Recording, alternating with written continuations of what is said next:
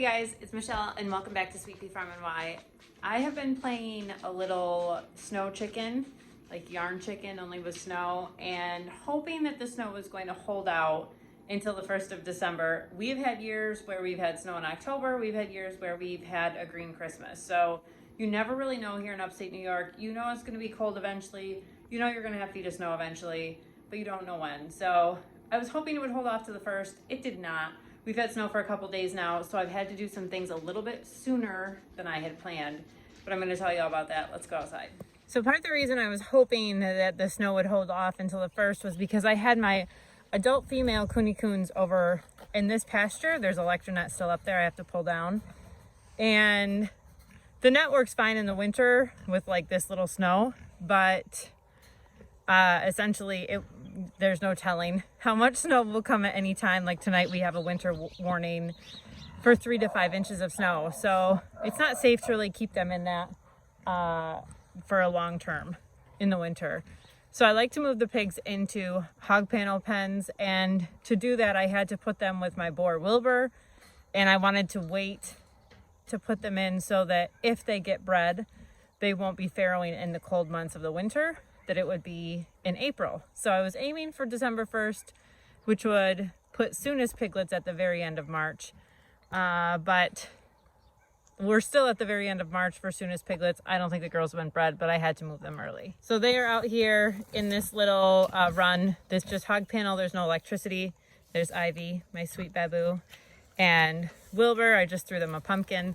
So they have both a calf hutch and a wooden little house there.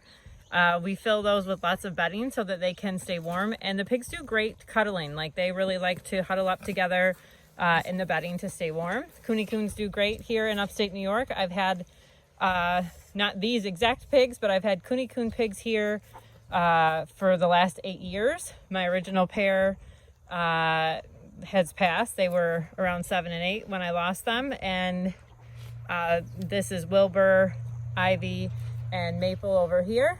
Water is a big downfall. I don't like using heated water sources, so I do have to bring fresh water out 3 times a day, but I'm on the farm 24/7, or at least as much as possible, and so that's not a big deal for me.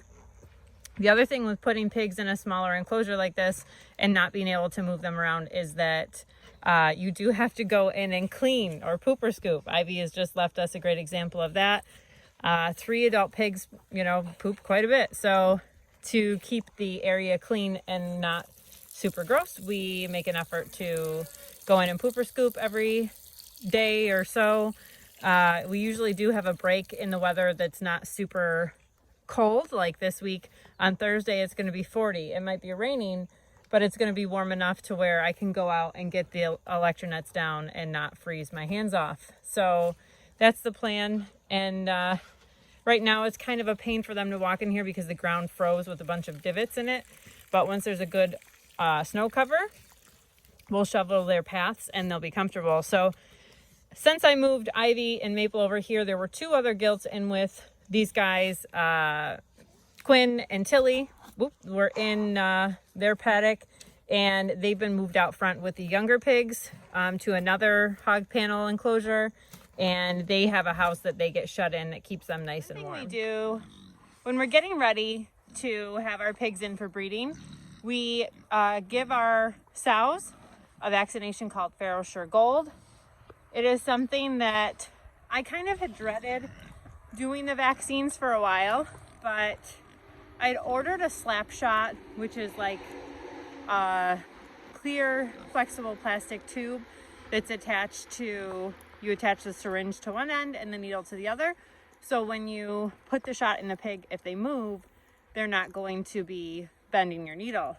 But I found that in the cold months, when trying to do that, it's difficult, and it's just much easier to give the injection, scratch them really good where you're going to give the shot right behind the ear, and then use a thin 20 gauge half-inch needle. Gave them the shot, and none of them cared. I did it while they were eating dinner, and nobody even flinched or made a sound. So I'm going to stick with that.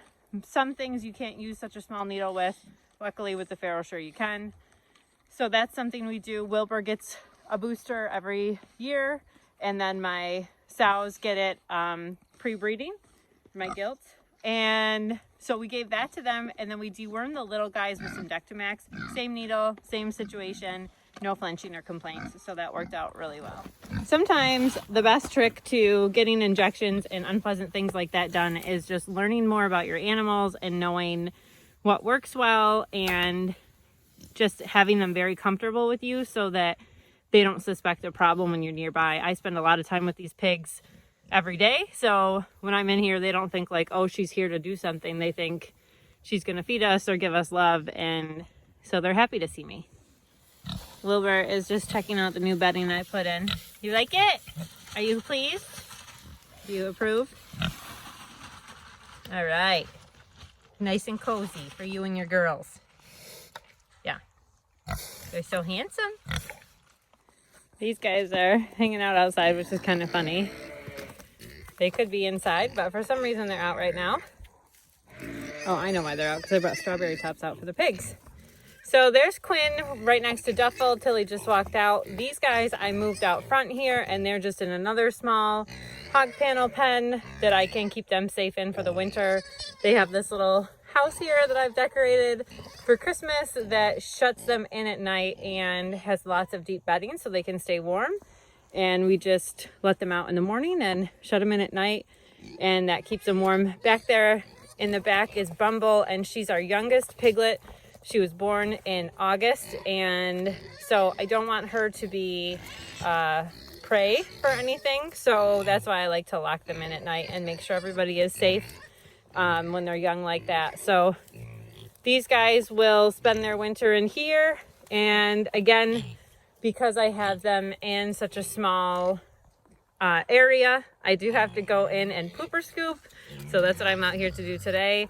I do that out in the yard as well as in the little house. They kind of just poop in the same spots, which makes it nice for cleaning. You can just scoop it right up and clean it and then be all set. So these girls received some Dectomax for deworming. A lot of times in the straw bedding, mites can be an issue, so I wanted to give them a good start for the winter and make sure they had some dewormer. That's an injection.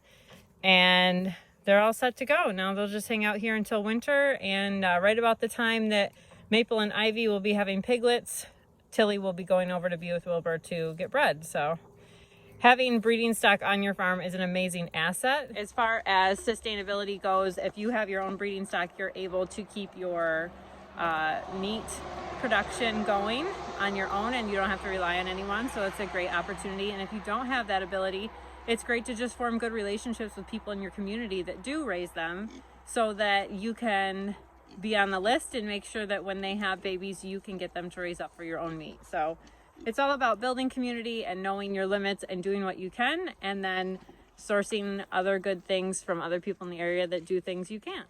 Another thing that December 1st means for me is the day to get my ewes their CD&T vaccine. So I talked about the Farrowshire Gold for my pigs.